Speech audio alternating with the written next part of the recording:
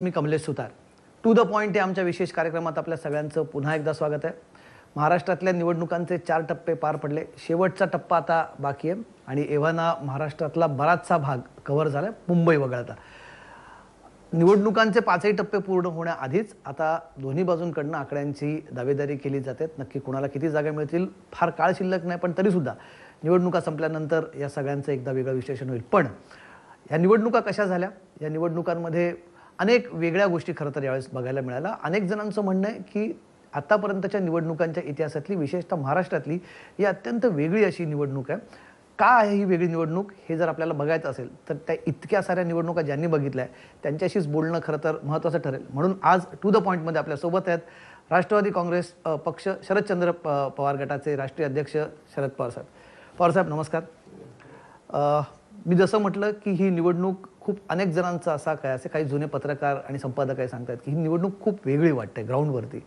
तुम्ही इतक्या निवडणुका बघितल्यात, तुम्हालाही असंच वाटतंय की ही निवडणूक वेगळी आहे आणि असल्यास का? तसं फार काही वेगळेपणा या निवडणुकीत मला जाणवलं नाही.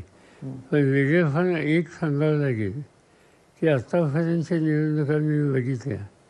आधी मी कॉलेजमध्ये शिकत असताना जवाहरलाल नेहरू ॲड्रेस करतात पुण्यामध्ये, ती सभा मी पाहिली.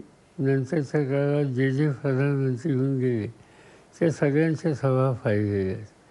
फरक एकच आहे की देशाचे प्रधानमंत्री जेव्हा महाराष्ट्रात निवडून केले यायचे, एका दिवशी मुंबईत सभा किंवा एका दिवशी पुणे किंवा नागपूरला सभा, याच्याशिवाय त्यांच्या ज्या सभा कधी होतच.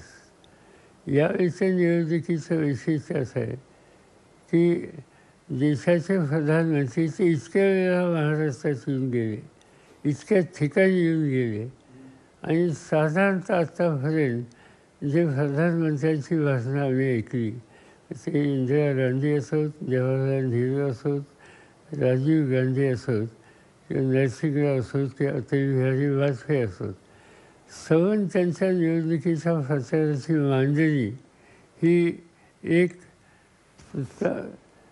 आपण काय केलं, नंतर 2 आपण काय करू इच्छितो आणि एकंदर सवन देशाचा उद्याच्याला विकासाच्या संबंधीचा नकाशा ते फक्त सर्व मांडायचा प्रयत्न करत असत आणि आपण एकत्र राहूया या प्रकारचं चित्र हे लोकांच्या समोर ठेवण्याची खबरदारी घेत असत.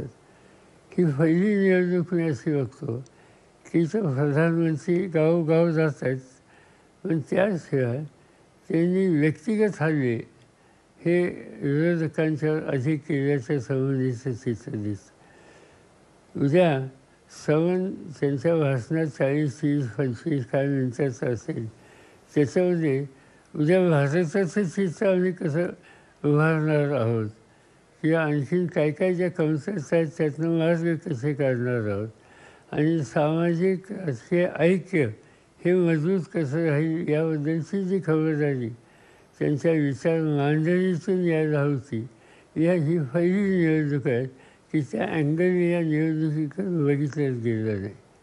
विशेषतः 2 लोकांच्याकडून, एक देशाचे प्रधानमंत्री आणि देशाचे गृहमंत्री, या सगळ्यांच्या निवडणुकीचा तोल, भाषणाचा तोल हा विरोधकांच्यावर हल्ले करणं. म्हणजे आता प्रश्न असा आहे की 10 वर्ष सत्ता नरेंद्र मोदींच्या हातात आहे आणि त्यांनी आम्हा लोकांना प्रश्न विचारायचे तुम्ही काय केलं 10 वर्ष. हे म्हणजे हास्यास्पद आहे. तर हा फरक यावेळी दिसतो. पंतप्रधान मुंबईतही रोड शो करणार आहेत, म्हणजे तुमच्या मुंबईतून उद्या रोड शो करणार आहेत पंतप्रधान? करतील ना. म्हणजे माझ्या वाचण्याचा ते रोड शो आहे. आणखी एखाद दिवशी सभा घेणार आहेत तुमचे शिवाजी पार्कवर, त्यांची एक जाहीर सभा असं 17 तारखेला असं आजच माझ्या वाचण्यात आलं.